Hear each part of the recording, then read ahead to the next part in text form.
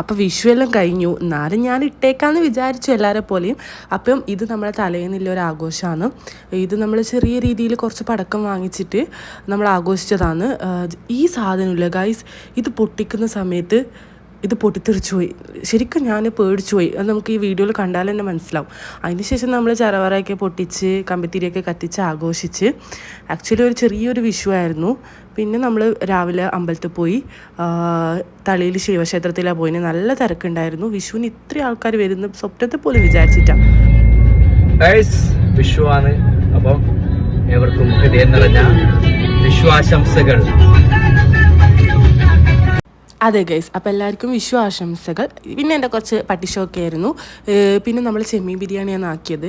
Chicken പിന്നെ നമ്മൾ ഇപ്പോൾ കഴിക്കുന്നില്ല, അപ്പോൾ നമ്മൾ ഇപ്രാവശ്യം ചെമ്മീൻ ബിരിയാണി അയക്കാം. അങ്ങനെ അതൊക്കെ കഴിച്ച് കിടന്നുറങ്ങിയ ശേഷം നമ്മൾ പടക്കം കൂടെ പൊട്ടിച്ചിട്ട് ഇവിടെ കഴിഞ്ഞിരിക്കുന്നു. അപ്പം ഓക്കെ.